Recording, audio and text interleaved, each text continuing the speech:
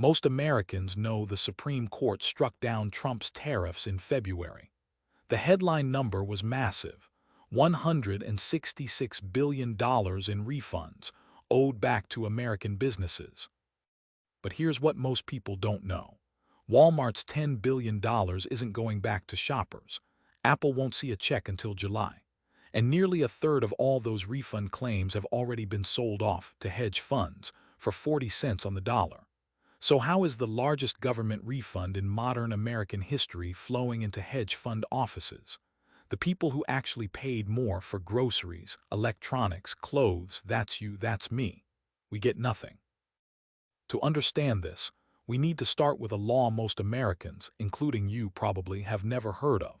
It's called IEEPA, the International Emergency Economic Powers Act, passed in 1977. It gives the president broad authority to regulate international transactions during a national emergency. For nearly 50 years, presidents used it for sanctions, freezing assets of dictators, blocking transactions with hostile regimes. Iran's frozen assets after the 1979 hostage crisis, decades of sanctions on North Korea, the unprecedented freeze on the Russian central bank's reserves and oligarch wealth after the 2022 invasion of Ukraine. All of those, IEEPA.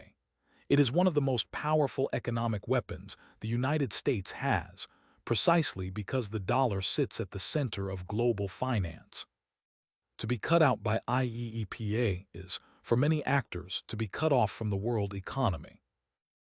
Now, in February 2025, the Trump administration tried something new. They invoked IEEPA not for sanctions but for tariffs, a 10% baseline duty on virtually all imports, with higher rates on specific countries. By April, those expanded into so-called reciprocal tariffs across all major trading partners. It was a fascinating reversal. A tool that had always pointed outward at hostile regimes now turned inward against American companies bringing goods into their own country. For one full year, those companies paid hundreds of thousands of businesses, tens of millions of shipments, $166 billion flowing into the U.S. Treasury. Now, this is a good moment to clear something up because it matters for the rest of the story. The popular idea is that tariffs are paid by the foreign exporter. They are not. When goods cross a U.S. border, the duty is paid by the U.S. importer of record, the American company writing the check to customs. The foreign exporter may absorb some cost through price competition, but the legal payer is the American firm. So when we say $166 billion flowed into Treasury, it flowed in from American companies. Walmart, Apple, Target, GM. Not Vietnam, not China, American firms.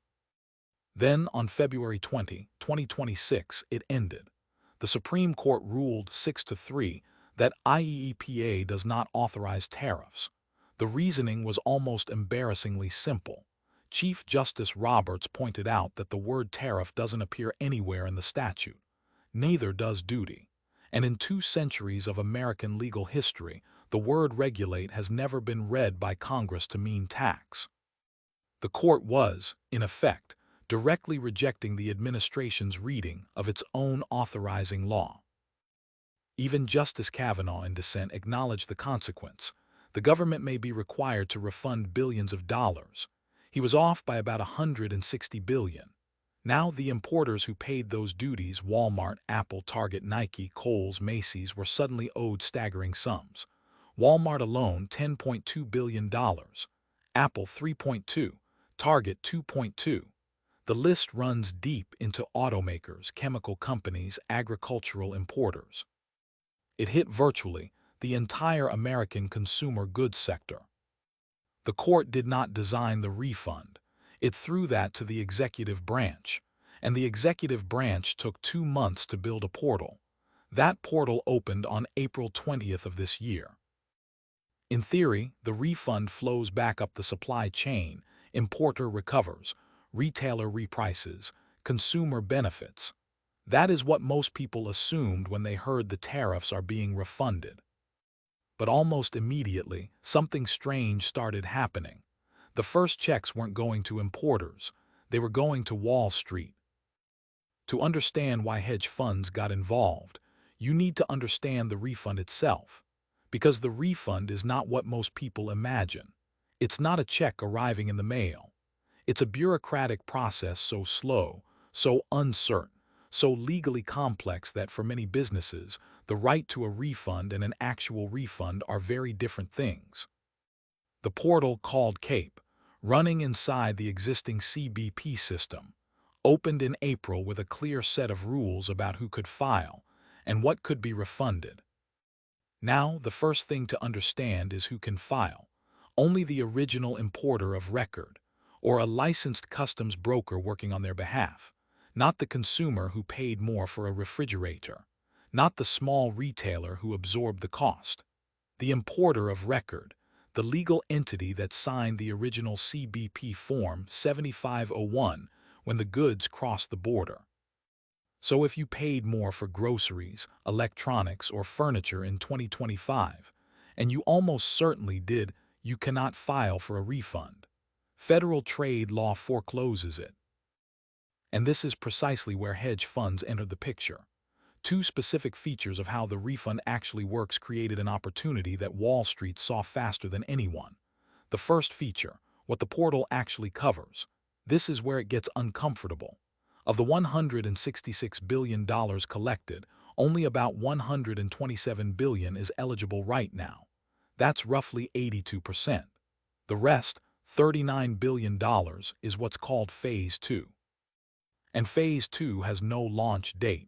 The administration says summer 2026, nothing more specific, no regulation, no guidance. That $39 billion sits in legal limbo. The second feature, the friction. As of late April, 15% of refund submissions were being rejected, some for technical errors, some for filing outside the eligibility window. Even properly filed claims face a 60 to 90-day processing window, and that's before any disputes. And meanwhile, the unpaid balance accrues interest, hundreds of millions of dollars every month. Every month the government delays, that number grows. Who paid in the first place? The data here comes from a CD research report compiled in early April. The single biggest payer was Walmart, $10.2 billion in IEEPA duties over the year. Apple paid $3.2 billion, Target $2.2, Nike just over $1 billion, Kohl's $550 million. Then Gap, Macy's, Best Buy, Home Depot, automakers like GM and Ford, manufacturers like Caterpillar and Procter & Gamble. These are the names you know. Behind them are tens of thousands of smaller importers, small distilleries importing barrels, small electronics shops, single-line apparel brands, who collectively paid billions more.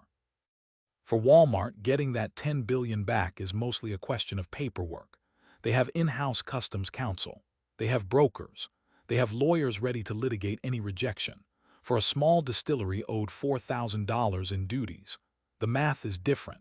Filing a CAPE declaration through a customs broker carries fees per shipment, easily over $100 per entry.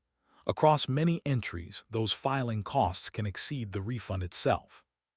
So you have, on one side, the world's largest importers, well-staffed, well-lawyered, expecting to recover 95% or more of what they paid. And on the other side, hundreds of thousands of small importers facing a refund process so expensive and slow that, for many of them, the right to a refund is not really a right at all. It is into this gap, between the right and the reality, that Wall Street walked. Now, if you've ever seen one of those late-night television commercials, it's my money and I need it now. The structured settlement ads, the we buy your lottery winnings infomercials, you already understand what's happening. It's the exact same business, just at $100 billion scale. Here's the pitch a hedge fund makes to an importer. You're owed, let's say, $2 million in tariff refunds. Maybe you'll get it. Maybe you'll get most of it, maybe in 6 months. Maybe in 2 years if Phase 2 ever opens for some of your claims. We will give you $800,000 today in cash in exchange for your refund right. Whatever the government eventually pays to us is our risk. For the importer, that's a 40% discount on their own money. Painful, but it's certain. It's now. It's not contingent on the next election, the next administration, the next CBP procedural change. For the hedge fund, the math is simple. Buy a claim for 40 cents. Wait 12 to 18 months. Collect $1. That is a 60-cent return on capital on what is essentially a Treasury-grade obligation. So a market formed. February 20 cents, March 30, April 40. As the first checks get closer, the price keeps rising. The volume is staggering. Fortune put the secondary market at $100 billion. Investment news at $130 billion with interest. Multiple Wall Street firms are buyers. By May, 25 to 40% of all eligible claims have already been sold to financial buyers. When CBP cuts checks, those checks are not going to Walmart or Target or the small distillery in Kentucky. They are going to Wall Street. The original importer already cashed out at a discount. This hedge fund market doesn't affect everyone equally. Walmart is owed $10 billion. They have the legal staff to wait the system out. They expect to collect 95 cents on the dollar. But Walmart is also being sued. In federal court in Cleveland, a class action argues Walmart passed the tariff cost to consumers in higher prices. Refunding only Walmart, not the consumers who bore the cost, would be a windfall, a double recovery. That case is unprecedented. There's no clear legal pathway for consumer recovery on a tariff refund. But the existence of the lawsuit tells you something about who is actually owed this money in any moral sense. Now, for the small importer, the situation is completely different. Imagine you run a small craft distillery. You import oak barrels from France. You import bottling equipment from Italy. You paid maybe $40,000 in IEEPA duties over the year. Your total refund right, in theory, is $40,000. To file, you need a customs broker. Each entry, each shipment carries a fee easily over $100. You import it across, let's say, 80 entries. The filing costs alone can run into the thousands. You face a 15% rejection rate. You face a 60 to 90-day wait minimum. And about a third of your duties, the older entries, fall outside Phase 1, with no announced timeline for Phase 2. For you, the hedge fund offer at 40 cents on the dollar isn't predatory. It's the only realistic way you ever see most of that money. The two-tier economy isn't a metaphor, it's structural. The largest importers will recover. The smallest importers will sell. And the consumers who actually paid the tariffs through higher prices, they recover nothing. Most coverage treats the Supreme Court ruling as the end of Trump's tariff regime. It is not. Within 4 days, the administration invoked Section 122 of the Trade Act, 10% on $1.2 trillion of imports. 6 weeks later, Section 232 national security tariffs, 50% on steel, aluminum, and copper, 100% on pharmaceuticals. And new Section 301 investigations, none of which the court touched. So what actually changed? Per the Yale Budget Lab, the effective U.S. tariff rate before the ruling was 17%. After the ruling, plus Section 122 and 232 substitutions, 14%, a 3-point drop. Without those substitutions, it would have collapsed to 9%. The administration moved the same goods to different statutes. Most of the regime survived. The court did not end the tariff regime. It changed the legal theory. $166 billion is being refunded slowly, often to the wrong parties, for tariffs that, in effective terms, are still in place. The legal basis changed. The economic burden didn't. The questions that follow about Phase 2, about consumer pass-through, about whether households recover the cost they paid in 2025 are still open. Bloomberg, how U.S. plans to refund $166 billion.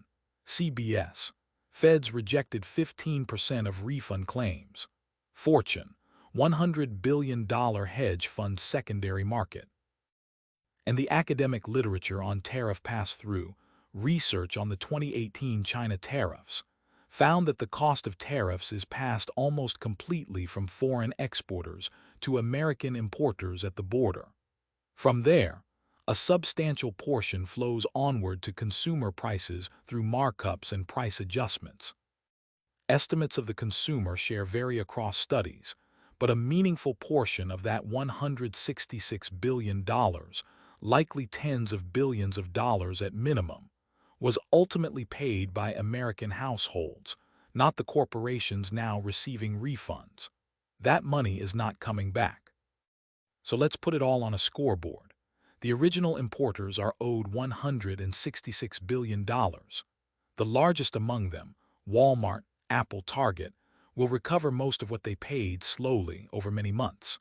Hedge funds and litigation funders, by buying claims at 40 cents on the dollar, will likely capture between $30 and $50 billion in arbitrage profit, depending on how many claims ultimately sold. Small importers, those for whom the filing cost approached or exceeded the refund itself, will collect a fraction of what they're owed, often through a forced sale to those same financial buyers. Many will recover nothing on their Phase 2 claims, possibly ever. Consumers, the people who paid the tariffs in the form of higher prices throughout 2025, recover zero. Federal trade law gives them no standing to file. The Walmart class action may change that someday, but not soon. And the federal government takes a treasury hit of roughly $130 billion in cash outflows, plus hundreds of millions per month in accruing interest, while customs revenue, half of which used to come from IEEPA, collapses going forward. This is what happens when an executive branch invents a new tariff power. The Supreme Court rules it illegal a year later, and a refund mechanism is built in haste. The largest government refund in modern American history, and the people who actually paid it won't see a dime. The next time you hear a politician promise a tariff refund or any government program that requires bureaucratic distribution at scale, remember this number: 40 cents on the dollar. That's how much arrives. If this is the kind of analysis you want more of, subscribe. We're Market Calculus, and we cover what actually moves money, not what cable news tells you moves money.